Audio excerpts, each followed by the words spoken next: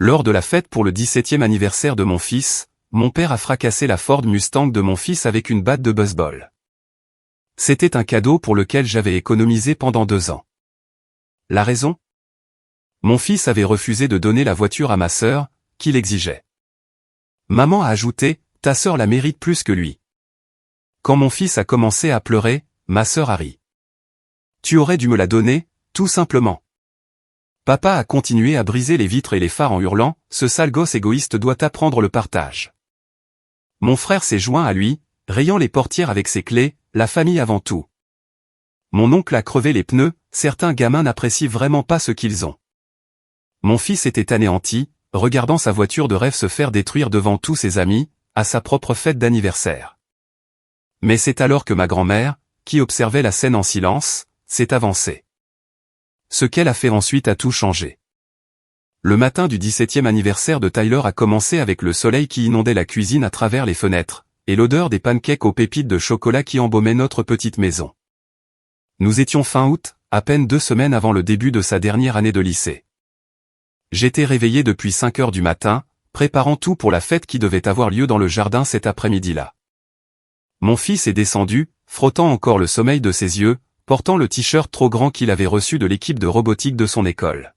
« Joyeux anniversaire, mon chéri », dis-je en le serrant dans une étreinte qu'il fit mine de tolérer, mais qu'il appréciait secrètement. « Merci, maman. » Tyler attrapa le jus d'orange dans le frigo. « La voiture est vraiment là. » Pendant 2 ans, j'avais enchaîné les doubles gardes à l'hôpital, prenant chaque heure supplémentaire disponible. Les gardes de week-end, les primes de jours fériés, les majorations de nuit, tout cela allait sur un compte séparé. Mon salaire d'infirmière n'était pas généreux, mais je m'étais arrangé pour le faire durer. La Ford Mustang bleu métallique, qui trônait dans notre garage, représentait 24 mois de sacrifices, de déjeuners sautés, et de tenues médicales usées que je n'avais pas les moyens de remplacer. « Va voir dans le garage », lui dis-je, incapable de retenir mon sourire. Sa réaction a fait que tous ses efforts en valaient la peine. Tyler s'est figé dans l'encadrement de la porte, fixant la voiture comme si elle risquait de disparaître s'il clignait des yeux. Puis, il s'est tourné vers moi, les larmes aux yeux, et a murmuré « Merci », encore et encore, tandis que je le serrais fort contre moi.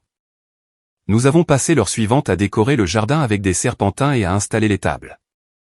Les amis de Tyler devaient arriver à 14 heures, et j'avais tout prévu dans les moindres détails, des burgers sur le grill, sa salade de pommes de terre préférée, et un gâteau personnalisé de la boulangerie du centre-ville. Rien de luxueux, mais fait avec amour. Ma mère a appelé vers midi. « On part maintenant. C'est ton père qui conduit. » Super. Tyler a hâte de montrer la voiture à tout le monde. Je coinçai le téléphone entre mon épaule et mon oreille tout en disposant des gobelets. Il y eut un silence. À ce propos, ta sœur a mentionné qu'elle avait besoin d'un véhicule. Mon estomac se noie. Quel est le rapport avec le cadeau d'anniversaire de Tyler ? Eh bien, Vanessa vient de perdre son permis pour quelques mois. Rien de grave, juste un petit malentendu avec une limitation de vitesse. Elle aurait vraiment bien besoin de cette Mustang pour aller travailler. Je me figeai. Maman, j'ai passé 2 ans à économiser pour cette voiture. C'est le cadeau d'anniversaire de Tyler. Je sais, ma chérie, mais la famille est de la famille. Tyler est jeune. Il n'a pas vraiment besoin d'une voiture aussi chère pour un premier véhicule. Quelque chose de plus modeste lui apprendrait la responsabilité. Vanessa est en difficulté en ce moment. Vanessa avait été, en difficulté, toute sa vie d'adulte, trouvant toujours de nouvelles crises nécessitant les ressources de tout le monde. Elle avait emprunté de l'argent à nos parents sans jamais le rembourser, était retournée vivre chez eux à 3 reprises, et parvenait toujours à se poser en victime dans chaque situation. La voiture reste à Tyler, dis-je fermement. La discussion est close. La voix de maman devint glaciale. Tu as toujours été égoïste. Nous en discuterons quand nous arriverons. Elle raccrocha avant que je puisse répondre. Je restais là, le téléphone à la main, l'anxiété montant dans ma poitrine. Ma famille avait l'habitude de piétiner mes limites, mais cette fois, c'était différent. Il ne s'agissait pas de moi. Il s'agissait de mon fils, et du cadeau pour lequel j'avais travaillé si dur. Tyler sortit en portant un plateau de steak haché. Tout va bien ? Tout est parfait, mentis-je, forçant l'entrain dans ma voix. Tes amis ne devraient pas tarder. La fête commença merveilleusement bien. 15 adolescents remplirent notre jardin de rire et d'énergie, admirant la nouvelle voiture de Tyler et le félicitant. Il avait invité ses amis les plus proches de l'école, des enfants que j'avais vus grandir aux côtés de mon fils. Ils s'assirent à tour de rôle dans la Mustang, examinant chaque détail, tandis que Tyler rayonnait de fierté. Mes parents arrivèrent vers 15 heures, accompagnés de ma sœur Vanessa, de mon frère Case et de l'oncle Larry. Je remarquai immédiatement que quelque chose clochait. Papa portait une batte de baseball, prétendant que c'était pour un jeu plus tard. Maman avait cette expression aux lèvres pincées qu'elle arborait lorsqu'elle se préparait au combat. Vanessa ne cessait de jeter des coups d'œil à la Mustang, avec une avidité non dissimulée dans le regard. Joyeux anniversaire, Tyler. Grand-mère Rose sortit de sa voiture, se déplaçant lentement mais sûrement avec sa canne. Elle était venue séparément, comme elle le faisait toujours, attachée à son indépendance même à 83 ans. Elle serra Tyler dans une étreinte chaleureuse et lui glissa une enveloppe qui, je le savais, contenait un chèque généreux. Merci, grand-mère Rose. Tyler l'aimait sincèrement, et ce sentiment était réciproque. Elle lui tapota la joue. Tu es devenu un jeune homme très bien. Ta mère devrait être fière. Elle l'est, dit Tyler en me souriant. Grand-mère Rose avait toujours été différente du reste de ma famille. Là où ils étaient bruyants et exigeants, elle était calme et observatrice. Elle avait bâti une carrière prospère dans l'immobilier, prenant sa retraite avec une belle fortune, tandis que mes parents luttaient dans la vie, prenant de mauvaises décisions financières et blâmant les autres. Elle leur avait offert de l'aide au fil des ans, mais toujours avec des conditions de responsabilité qu'ils refusaient de respecter. La confrontation débuta au moment du gâteau. Tyler venait de souffler ses bougies quand Vanessa prit la parole, assez fort pour que tout le monde entende. Alors, Tyler, c'est une jolie voiture. Bien trop jolie pour un adolescent, honnêtement. Mon fils parut confus. Merci, tante Vanessa. Maman a travaillé très dur pour me l'offrir. C'est vrai. Mais voilà le truc. J'ai besoin d'un moyen de transport pour le travail, et cette Mustang serait parfaite. Que dirais-tu de me laisser l'utiliser? Le jardin était devenu silencieux. Les amis de Tyler bougèrent, mal à l'aise, sentant la tension. Mon fils me jeta un coup d'œil, incertain de la réponse à donner. La voiture est le cadeau d'anniversaire de Tyler, dis-je clairement. Elle n'est pas disponible. Le visage de Vanessa se durcit. La famille est censée s'entraider. Je suis dans une situation difficile, là. Tu as perdu ton permis pour conduite imprudente, lui rappelai-je. Ce n'est pas à Tyler de résoudre ce problème. Papa s'avança, tenant toujours cette batte de baseball. Ne parle pas à ta sœur sur ce ton. Elle a besoin d'aide, et nous allons la lui fournir en retirant le cadeau d'anniversaire de mon fils. Il n'en est pas question. Maman se joignit à eux, sa voix dégoulinant d'une fausse douceur. Tyler, chéri, tu comprends que ta tante en a plus besoin que toi, n'est-ce pas? Tu es jeune et tu as toute la vie devant toi. Vanessa est dans une situation délicate. La mâchoire de Tyler se crispa avec obstination, un air que je reconnus de son père. Non, c'est ma voiture. Maman a économisé 2 ans pour me l'acheter. Écoutez ce sale gosse égoïste, ricana Vanessa. Typique des ados, il ne pense qu'à lui. Ça suffit, dis-je, la voix tremblante de colère. Tout le monde doit partir. Maintenant. Ce qui s'est passé ensuite s'est déroulé si vite que j'ai à peine eu le temps de réagir. Papa a levé la batte de baseball et l'a abattue violemment sur le pare-brise de la Mustang. Le verre a explosé avec un craquement écœurant qui a fait hurler tout le monde. Papa, arrête. Je me suis élancé, mais Case m'a attrapé les bras, me retenant fermement. La famille avant tout, siffla mon frère à mon oreille. Tyler a besoin d'apprendre cette leçon. Papa frappa à nouveau, visant cette fois les phares. Des éclats de verre et de plastique s'éparpillèrent dans notre allée, tandis que Tyler restait figé, les larmes ruisselant sur son visage. Ses amis reculèrent, certains sortant leur téléphone pour filmer la destruction. S'il te plaît, sanglotait Tyler. S'il te plaît, arrête. Vanessa riait. Elle riait littéralement devant mon fils en pleurs. Tu aurais dû me la donner, tout simplement. Maintenant, personne ne l'aura. Maman se tenait les bras croisés, observant la destruction avec approbation. Ta sœur mérite cela plus que lui.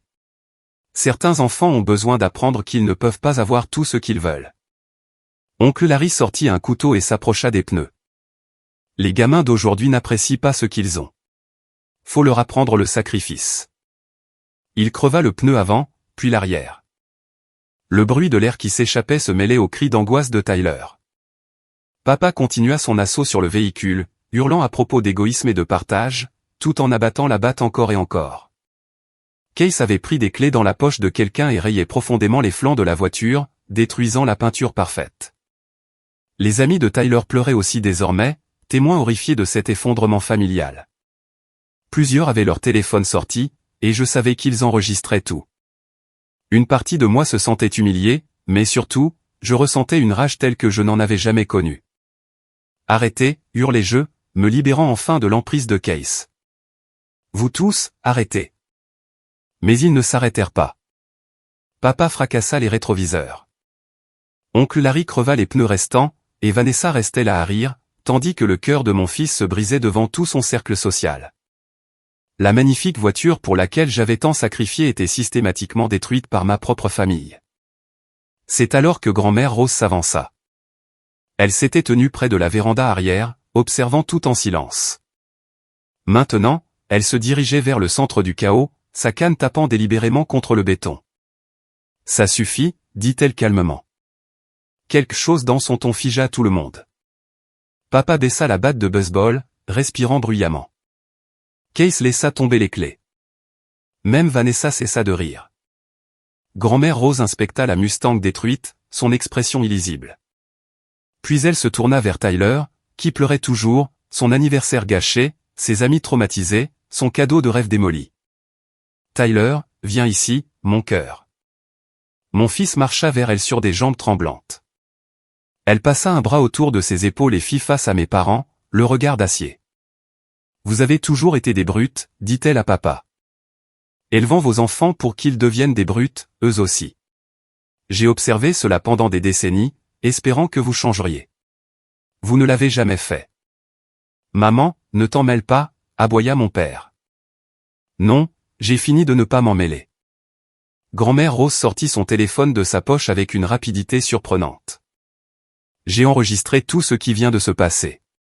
L'agression, la destruction de biens, la violence verbale envers un mineur. Je documente aussi votre comportement envers votre fille et votre petit-fils depuis des années. Le visage de maman devint livide. Tu n'oserais pas. Regarde-moi faire. Les doigts de grand-mère Rose glissèrent sur l'écran de son téléphone. J'envoie cette vidéo à la police en ce moment même. Destruction de biens, agression, contribution à la délinquance d'un mineur. Je suis sûr qu'ils trouveront de multiples chefs d'accusation. Ces adolescents qui filment avec leur téléphone? C'est encore plus de preuves. Nous sommes la famille, protesta papa, mais sa voix avait perdu de son assurance.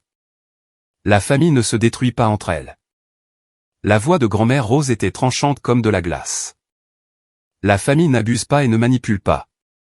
Vous avez passé des années à traiter votre fille comme une servante et à apprendre à vos autres enfants à être des parasites. J'ai fini de cautionner ça. Elle se tourna vers moi, son expression s'adoucissant. Fais un sac pour toi et Tyler. Vous venez tous les deux vivre chez moi aussi longtemps que nécessaire. J'ai beaucoup de place, et vous n'aurez plus à supporter ces gens. Maman, tu ne peux pas juste, commença ma mère. Je peux, et je le fais. De plus, j'appelle mon avocat dès la première heure lundi matin. Ce fonds fiduciaire que j'ai mis en place pour tous mes petits-enfants?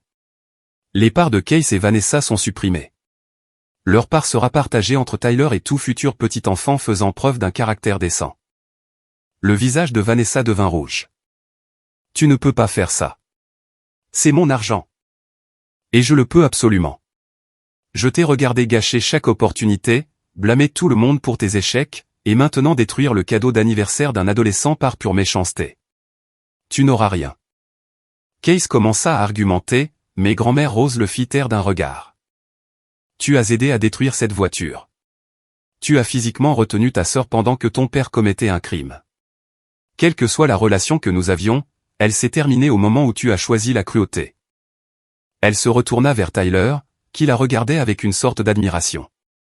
Je vais aussi t'acheter une nouvelle voiture. Pas une Mustang, quelque chose de mieux. Nous irons faire les magasins la semaine prochaine, et cette fois, nous nous assurons qu'elle soit correctement protégée contre ces gens. Mais grand-mère, c'est trop, commença Tyler. Absurde. J'ai plus d'argent que je ne pourrais en dépenser en 3 vies, et je préfère l'utiliser pour aider les bonnes personnes plutôt que de regarder des égoïstes le dilapider. Elle regarda la Mustang détruite. Nous allons également intenter un procès civil pour les dommages. La police d'assurance de ta mère devrait couvrir le coût de cette voiture. Mes parents étaient propriétaires de leur maison, mais elle était lourdement hypothéquée. Un procès les dévasterait financièrement. La réalisation se lit sur le visage de papa, et il fit un pas en arrière. Maman, s'il te plaît, dit-il, sa voix perdant son côté agressif. On peut s'arranger. Non, on ne peut pas. Tu as fait ton choix quand tu as ramassé cette batte. Grand-mère Rose resta impassible. Les actes ont des conséquences, une chose que tu n'as clairement jamais apprise. Elle guida Tyler vers la maison, lui parlant doucement pendant qu'il essuyait ses larmes. Je suivis, m'arrêtant seulement pour jeter un dernier regard à ma famille, debout au milieu des débris qu'ils avaient créés. Ne contactez plus jamais Tyler ni moi, leur dis-je. Si vous vous présentez chez nous ou à mon travail, je demanderai une ordonnance restrictive. Cette relation est terminée. La bouche de maman s'ouvrit et se referma comme celle d'un poisson. Tu ne le penses pas vraiment. Chaque mot. Vous avez détruit l'anniversaire de mon fils, vous l'avez traumatisé devant ses amis, et vous avez commis plusieurs crimes devant une caméra. Il n'y a pas de retour en arrière possible. À l'intérieur, grand-mère Rose était déjà au téléphone avec quelqu'un, adoptant un ton professionnel en décrivant la situation. Tyler était assis à la table de la cuisine, tremblant encore. Ses amis étaient partis discrètement, propageant probablement l'histoire sur les réseaux sociaux au moment même où nous parlions. Je m'agenouillai près de mon fils et pris ses mains. Je suis tellement désolé, mon bébé. Je n'aurais jamais pensé qu'il ferait vraiment. Ce n'est pas de ta faute, maman. La voix de Tyler était éraillée à force d'avoir pleuré. Je n'arrive pas à croire qu'ils aient fait ça. Les gens finissent toujours par montrer qui ils sont vraiment, dit grand-mère Rose en terminant son appel. Mieux vaut le voir clairement que de continuer à leur trouver des excuses. La police envoie des agents pour constater les dégâts et prendre les dépositions. Les heures suivantes passèrent dans un flou de rapports de police et de photographies.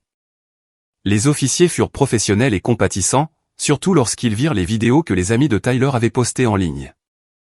Apparemment, les images étaient déjà devenues virales localement, avec des centaines de partages et de commentaires condamnant le comportement de ma famille. Un officier me prit à part. Madame, c'est assez clair. Destruction de biens, peut-être agression. Le procureur engagera probablement des poursuites même si vous ne souhaitez pas porter plainte au civil. Bien, dis-je simplement. Ils doivent faire face aux conséquences. Nous avons fait nos valises pendant que les officiers terminaient leur travail. Tyler bougeait mécaniquement, digérant encore tout ce qui s'était passé.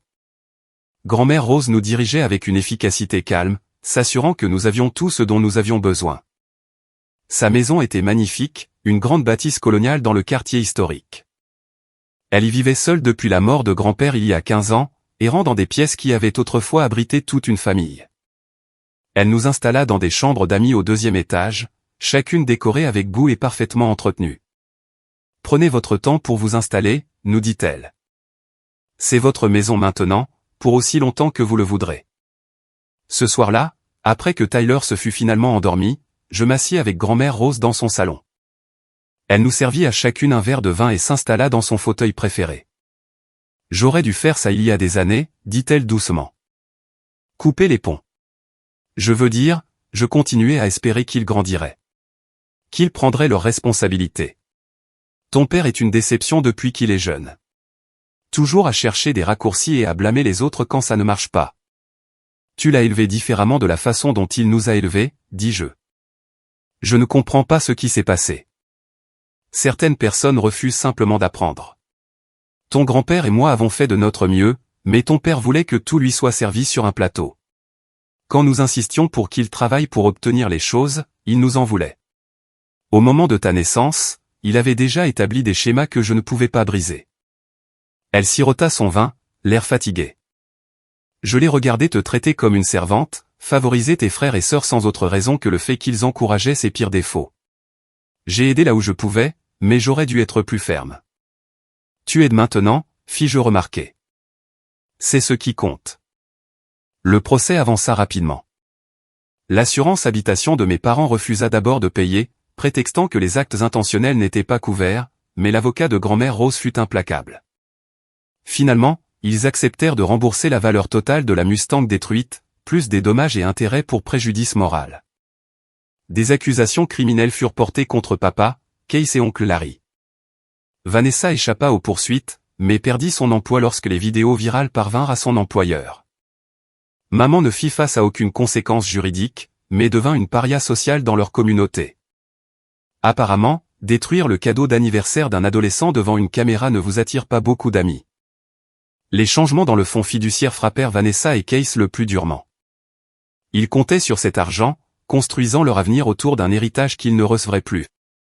Vanessa appela des dizaines de fois, laissant des messages de plus en plus désespérés que j'effaçais sans les écouter. Tyler et moi sommes restés chez grand-mère Rose tout au long du semestre d'automne. Elle refusa tout loyer, insistant plutôt pour que nous économisions pour notre avenir. Je trouvai un poste mieux payé dans un hôpital plus proche de chez elle, et Tyler commença sa dernière année dans une nouvelle école. Emménager définitivement chez grand-mère Rose semblait étrange au début. J'avais 38 ans, et je dormais dans une chambre d'amis comme une adolescente à nouveau. Mais la maison était assez grande pour que nous ne nous sentions jamais à l'étroit. Et grand-mère Rose appréciait sincèrement la compagnie. Je me sens seul ici depuis que ton grand-père est parti, admit-elle un soir alors que nous préparions le dîner ensemble. J'ai rempli mon temps avec du bénévolat et le club de bridge, mais rentrer dans une maison vide tous les soirs finit par devenir lassant. Tu n'as jamais envisagé de vendre? De déménager dans plus petit? Je coupais des légumes pendant qu'elle assaisonnait le poulet. Et aller où? Cette maison a 50 ans de souvenirs. Ton grand-père et moi l'avons achetée quand ton père avait 10 ans. Nous l'avons élevée ici, célébré les fêtes, organisé des soirées. Je ne vais pas l'abandonner juste parce que je suis seul. Tu n'es plus seul, dit Tyler, errant dans la cuisine à la recherche de collation. Grand-mère Rose lui sourit. Non, c'est vrai. Et cela fait toute la différence. Nous avons rapidement établi des routines. Je travaillais 3 gardes de 12 heures à l'hôpital, ce qui me donnait 4 jours à la maison chaque semaine. Grand-mère Rose conduisait encore et gardait son indépendance, mais elle appréciait d'avoir quelqu'un pour l'aider avec les tâches plus lourdes. Tyler s'épanouit grâce à cette stabilité, ses notes s'améliorant une fois qu'il fut installé dans sa nouvelle école. La nouvelle école était en fait meilleure que l'ancienne. Brookfield Academy était une école publique située dans un district mieux financé, avec des installations plus récentes et des programmes plus variés. Tyler rejoignit le club de robotique immédiatement et se fit des amis qui partageaient ses intérêts. Sa réputation due à la vidéo virale l'avait précédé, mais pas de la manière que je craignais.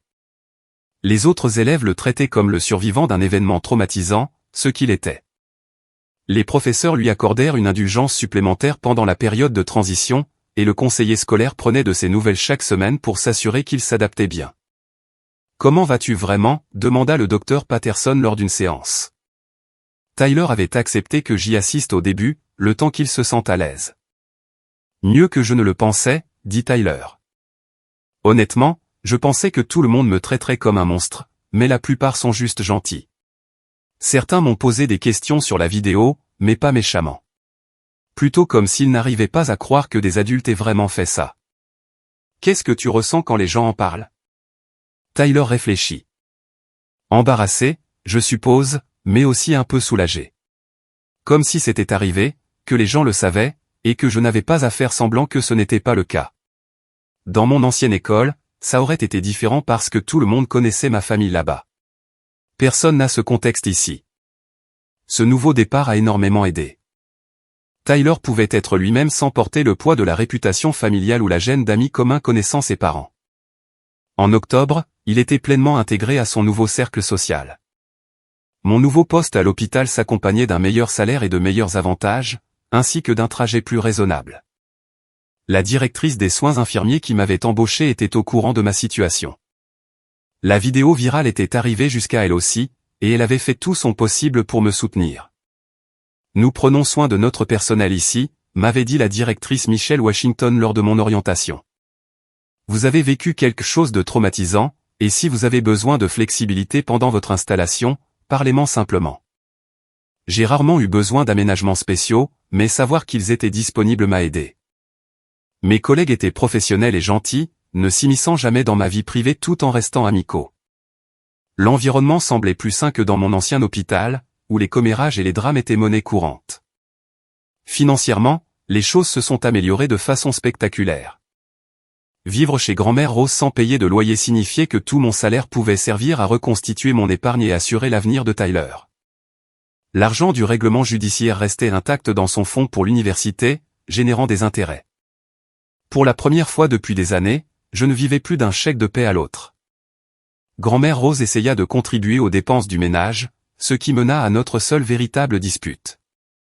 Je paie les courses, insista-t-elle un samedi matin avant notre virée shopping. Tu nous laisses vivre ici gratuitement.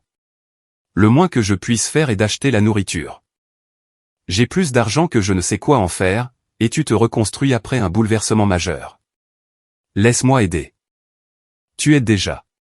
Tu as aidé plus que tu ne peux l'imaginer. Mais j'ai besoin de contribuer à quelque chose, sinon je me sentirai comme un parasite. Nous avons trouvé un compromis, partager les frais à 50-50e, bien que je soupçonne grand-mère Rose de payer sournoisement plus que ça part quand je ne regardais pas. Elle glissait des billets de $20 à Tyler pour l'aider au jardinage et oubliait mystérieusement quand j'essayais de la rembourser pour certaines choses. Les factures de thérapie pour Tyler étaient substantielles mais nécessaires. Nous avons trouvé un excellent psychologue nommé Dr Raymond Torres, spécialisé dans les traumatismes familiaux. Tyler résista au début, insistant sur le fait qu'il allait bien, mais grand-mère Rose le convainquit d'essayer. « Fais-moi plaisir, dit-elle. 6 séances. Si tu ne trouves vraiment pas ça utile, on arrêtera, mais donne-lui une vraie chance. » Tyler accepta. Et dès la 3e séance, il s'ouvrait sur des sentiments qu'il avait refoulés. Le docteur Torres l'a aidé à traiter non seulement la destruction de la voiture, mais aussi des années d'observation d'une dynamique familiale qui normalisait la manipulation et le favoritisme. On apprend à se faire tout petit, expliqua le docteur Torres lors d'une séance conjointe à laquelle j'assistais. À ne pas trop attendre, à ne rien demander, à ne pas prendre de place. C'est une stratégie de survie que les enfants développent dans les familles dysfonctionnelles. Je n'avais jamais vu les choses comme ça, admit Tyler. Je pensais juste que je ne devais pas être difficile. Avoir des besoins, ce n'est pas être difficile. Attendre un respect élémentaire, ce n'est pas trop demander. Ta famille t'a appris le contraire, mais ils avaient tort. Ces séances ont donné à Tyler des mots pour des expériences qu'il n'avait jamais pu articuler. Il a commencé à s'exprimer davantage, à donner son avis, à prendre la place qu'il méritait. Le voir gagner en confiance était magnifique. J'ai suivi une thérapie moi aussi, travaillant sur mes propres décennies de conditionnement. Ma thérapeute, le docteur Lisa Friedman, m'a aidé à comprendre les schémas que j'avais acceptés comme normaux. Vous étiez le bouc émissaire, expliqua-t-elle. Tout système familial dysfonctionnel en a besoin d'un. Quelqu'un à blâmer. Quelqu'un à qui soutirer des ressources. Quelqu'un qui absorbe le dysfonctionnement de la famille pour que les autres n'aient pas à y faire face. Mais pourquoi moi? Pourquoi pas Case ou Vanessa? Parce que vous êtes capable et responsable. Les boucs émissaires sont généralement les membres les plus forts de la famille, car ils doivent l'être. Les enfants dorés, vos frères et sœurs, sont choyés et assistés. Vous avez reçu des critiques et des exigences. C'est inversé, mais prévisible. Comprendre la dynamique n'a pas effacé la douleur, mais cela m'a aidé à arrêter de me blâmer. J'avais passé des années à me demander ce que j'avais fait de mal, pourquoi je n'étais pas assez bien. La réponse était que le système était truqué dès le départ. Grand-mère Rose a assisté à quelques séances avec moi pour aborder sa propre culpabilité de ne pas être intervenue plus tôt. Je savais que ton père était difficile, a-t-elle dit au docteur Friedman. Je le voyais favoriser tes frères et sœurs, t'imposer des exigences déraisonnables, mais je me disais que ce n'était pas à moi d'interférer dans son éducation. C'est un problème de limite courant chez les grands-parents, dit doucement le docteur Friedman. La question est de savoir si vous répétez ce schéma maintenant ou si vous le brisez. Je le brise, dit fermement grand-mère Rose. J'aurais dû intervenir il y a des années. Je ne ferai plus cette erreur. Elle a tenu sa promesse. Lorsque maman a essayé de nous contacter par l'intermédiaire d'une cousine éloignée, demandant si nous pouvions discuter, grand-mère Rose a immédiatement coupé court. Dis-lui non, a-t-elle dit sans détour à la cousine. Dis-lui qu'elle a détruit sa relation avec sa fille et son petit-fils, et qu'il n'y a aucune réparation possible. Dis-lui de passer à autre chose et de nous laisser tranquilles. La cousine a tenté d'argumenter que la famille devait pardonner, ce que grand-mère Rose a démoli. La famille devrait d'abord se comporter comme une famille. Ils ne l'ont pas fait. Ils ont fait leur choix, et maintenant ils vivent avec les conséquences. Si tu abordes à nouveau ce sujet, je te considérerai comme complice de harcèlement. La cousine n'a jamais rappelé. Noël approchait, notre première grande fête complètement séparée de mes parents. Les années précédentes, nous nous réunissions chez eux pour des célébrations tendues, remplies de commentaires passifs-agressifs et de cadeaux inégaux. Cette année, nous n'avions rien de tout cela. Grand-mère Rose a vu les choses en grand. Elle a engagé des décorateurs pour transformer sa maison en un pays des merveilles hivernales, a acheté un sapin immense pour le salon, et a prévu un dîner de Noël élaboré. Elle a invité ses amis du club de bridge, quelques voisins, et les amis les plus proches de Tyler avec leur famille. C'est à ça que devraient ressembler les fêtes, a-t-elle dit en accrochant des décorations. De la joie, pas une obligation. Une célébration, pas une épreuve d'endurance. Le matin de Noël fut magique. Tyler a ouvert des cadeaux venant de gens qui tenaient vraiment à lui, des cadeaux attentionnés reflétant ses intérêts, pas des objets génériques achetés par devoir. Grand-mère Rose lui a offert un nouvel ordinateur portable pour ses candidatures à l'université, et j'avais économisé des mois pour lui acheter du matériel de robotique professionnelle. C'est le meilleur Noël de tous les temps, a dit Tyler, entouré de papiers cadeaux et de rubans. Personne ne se dispute. Personne ne fait de remarques sournoises. Personne ne tient les comptes. C'est comme ça que ça devrait toujours être, a convenu grand-mère Rose, les yeux étrangement brillants. Nous avons appelé en vidéo la sœur de grand-père, la seule sœur restante de grand-mère Rose qui vivait en Arizona. Tante Dorothy était ravie de nous voir épanouis et a passé 20 minutes à prendre des nouvelles de Tyler, de son école et de ses projets. Ta grand-mère a enfin fait ce qu'elle aurait dû faire il y a des années, a dit tante Dorothy d'un air approbateur. Se débarrasser des poids morts. Je n'ai jamais aimé ton père, ma chérie. C'était un enfant égoïste qui est devenu un homme égoïste. Grand-mère Rose a ri. Dorothy, tu ne peux pas dire ça comme ça. Pourquoi pas? C'est vrai. Et clairement, tout le monde est plus heureux de le reconnaître. La période des fêtes passa paisiblement. Puis, le nouvel an apporta de nouveaux défis. Tyler commença à rechercher sérieusement des universités, et le stress se fit sentir. Il voulait des programmes d'ingénierie, de préférence avec de solides équipes de robotique, mais s'inquiétait des coûts et de ses chances d'admission. Ma moyenne est bonne, mais pas parfaite, s'inquiétait-il un soir, entouré de brochures universitaires. Et mes résultats aux tests sont corrects, mais pas incroyables. Tu es trop dur avec toi-même, dis-je en passant en revue ses notes. Ce sont des références solides. Mais est-ce que solide suffit? Il se mordillait la lèvre, une habitude nerveuse de son enfance. Certaines de ces écoles sont super compétitives. Grand-mère Rose nous rejoignit, lisant par-dessus sa liste. Postule à tes écoles de rêve et à des écoles de secours. Tu es intelligent, travailleur, et tu as surmonté une adversité importante. Ça compte pour quelque chose. Dois-je écrire sur tout ça? Tyler fit un geste vague, désignant la vidéo virale et la destruction familiale. Dans mes essais? Le docteur Torres l'a aidé à répondre à cette question. Cela fait partie de ton histoire, a dit le psychologue. Mais tu es plus que ce traumatisme. Mentionne-le peut-être comme contexte pour ta résilience, mais concentre-toi sur qui tu deviens, pas seulement sur ce qui t'a été fait. L'essai universitaire de Tyler a fini par être magnifique. Il a écrit sur la reconstruction après la destruction, utilisant la voiture comme métaphore de sa vie, comment quelque chose de cher peut être brisé par des personnes en qui vous avez confiance, mais qu'avec le bon soutien, vous pouvez créer quelque chose d'encore meilleur. Son professeur d'anglais a pleuré en le lisant. Les candidatures sont parties en janvier. Puis vint l'attente angoissante des réponses, durant laquelle Tyler vérifiait obsessionnellement ses emails et remettait en question chaque choix qu'il avait fait. J'aurais dû postuler à plus d'écoles de secours, s'inquiétait-il en février. Tu as postulé à 6 écoles de secours, lui rappelai-je. Ça va aller. Mais et si? Pas de et si, l'interrompit grand-mère Rose. Tu as fait tout ce que tu pouvais. Maintenant, nous attendons et nous faisons confiance au processus. Les réponses positives commencèrent à arriver en mars. Le premier choix de Tyler, une école d'ingénieurs prestigieuse dans le Massachusetts, envoya un refus. Il le prit mal, disparaissant dans sa chambre pendant des heures. Je le trouvai allongé sur son lit, fixant le plafond. « Tu veux en parler ?» « Je voulais vraiment celle-là, dit-il doucement. Ils ont le meilleur programme de robotique du pays. Je sais, et c'est normal d'être déçu. Je m'assis au bord de son lit. Mais tu as d'autres candidatures en cours. Ce n'est pas le seul chemin vers tes objectifs.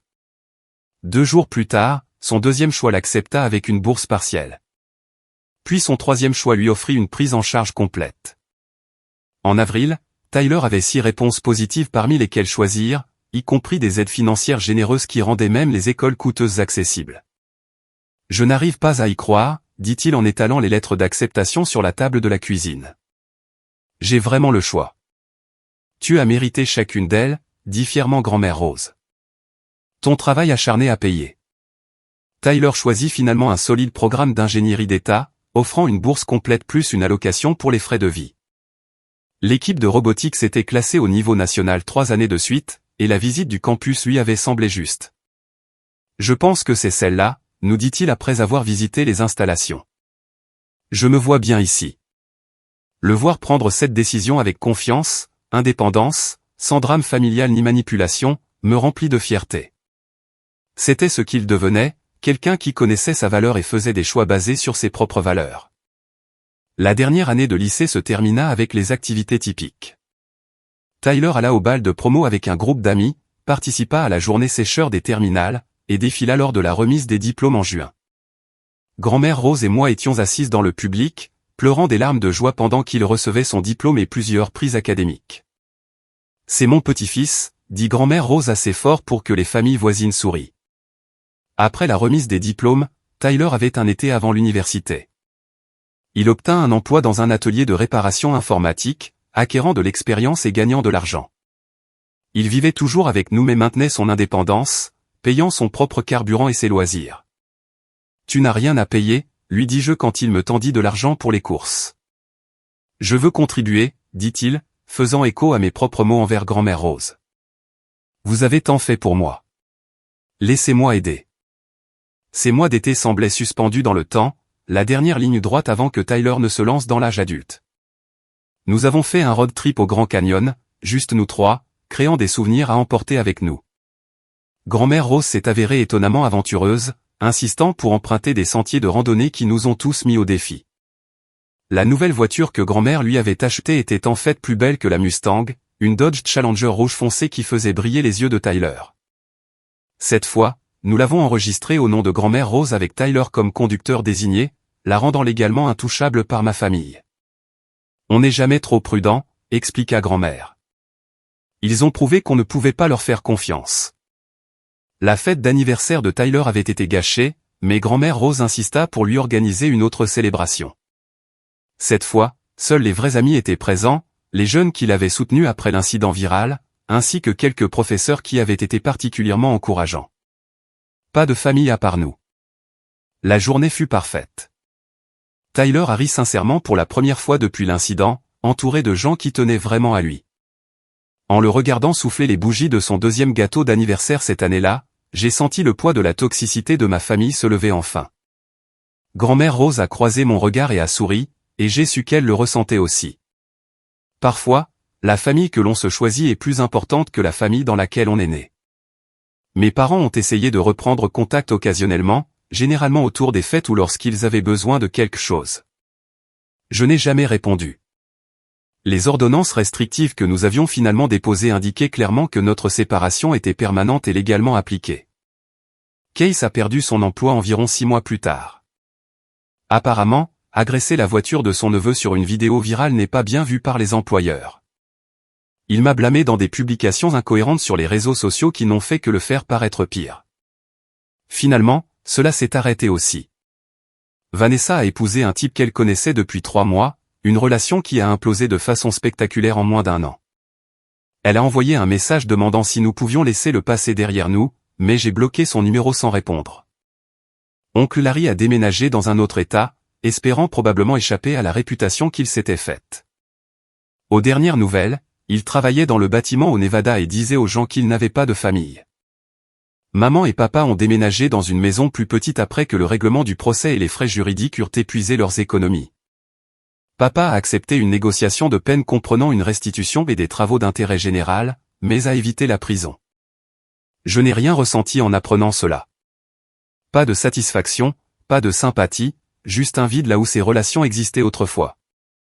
Tyler s'est épanoui dans sa nouvelle école. Être le gamin de la vidéo virale aurait pu être dévastateur, mais d'une certaine manière, il a transformé cela en atout social. Tout le monde connaissait l'histoire de sa famille de fous, ce qui rendait notre petite famille choisie encore plus précieuse par contraste. Grand-mère Rose adorait nous avoir auprès d'elle. Sa maison semblait revivre, remplie de la musique de Tyler, de mes manuels de soins infirmiers, et de l'odeur des dîners que nous cuisinions ensemble. Elle a appris à Tyler à jouer au poker et lui a raconté des histoires sur la création de son entreprise à partir de rien, des leçons de résilience qu'il a absorbées avec avidité. L'argent du procès civil a été versé dans le fonds universitaire de Tyler qui, combiné aux contributions prévues par grand-mère Rose, signifiait qu'il pouvait fréquenter n'importe quelle école de son choix sans s'endetter. Il parlait de devenir ingénieur, peut-être en mécanique ou en aérospatiale. Quel que soit son choix, je savais qu'il réussirait. 1 an après l'incident, le 18e anniversaire de Tyler approchait. Nous avons prévu une célébration tranquille, juste nous 3 et quelques amis proches. Pas de drame, pas d'embuscade familiale, juste du gâteau et des rires. La veille au soir, Tyler est venu me trouver dans le bureau de grand-mère Rose où je travaillais sur mes crédits de formation continue. « Maman, je peux te demander quelque chose ? » Toujours. Il s'est assis, tripotant le bord de sa chemise. « Est-ce qu'il te manque parfois ? Tes parents ? Je veux dire, tes frères et sœurs ? » J'ai réfléchi à la question avec soin. L'idée que je me faisais de me manque. La famille que j'aurais voulu avoir, où les gens se soutenaient et célébraient les succès des uns et des autres. Mais les personnes réelles ? Non. Ils ont prouvé qui ils étaient vraiment, et je les crois. Je me sens coupable parfois, a admis Tyler. Comme si j'avais juste donné la voiture à tante Vanessa, rien de tout cela ne serait arrivé. Oh, mon cœur. Je l'ai serré dans mes bras. Ça n'a jamais été à propos de la voiture. Ils auraient trouvé une autre excuse pour franchir les limites et nous maltraiter. La voiture n'était que le catalyseur qui a révélé ce qui a toujours été vrai. Grand-mère Rose dit la même chose. Grand-mère Rose est une femme sage. Tyler s'est reculé, esquissant un petit sourire. Je suis content qu'on l'ait. Et je suis content que tu m'aies défendu même si ça t'a coûté ta famille. Tu es ma famille, lui dis-je fermement. Toi et grand-mère Rose. Les gens qui nous aiment et nous respectent vraiment.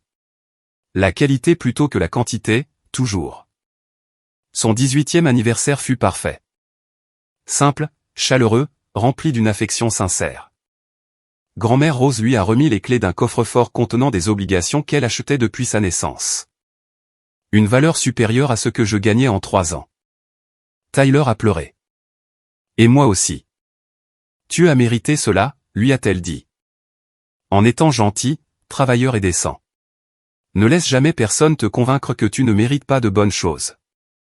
Plus tard, alors que nous rangions le papier cadeau et les restes de gâteau, j'ai surpris grand-mère Rose nous regardant avec satisfaction. Elle avait perdu la majeure partie de sa famille en nous protégeant, mais elle ne semblait pas le regretter. Merci, dis-je simplement. Pour tout. La famille se protège mutuellement, répondit-elle. La vraie famille. Quoi qu'il en soit, la Mustang détruite est devenue une sorte de légende étrange à l'école de Tyler. Les gens parlaient encore de la vidéo virale, mais maintenant, cela faisait partie de son histoire d'origine, le gamin qui a survécu au pire de sa famille et en est sorti plus fort. Il a géré la tension avec une grâce que je n'aurais pas eue à son âge. Parfois, je me demandais ce que mes parents racontaient aux gens, comment ils justifiaient leurs actes, mais la plupart du temps, je ne pensais pas à eux du tout. Ils avaient fait leur choix, et nous avions fait les nôtres. La distance entre nous semblait juste, saine, nécessaire.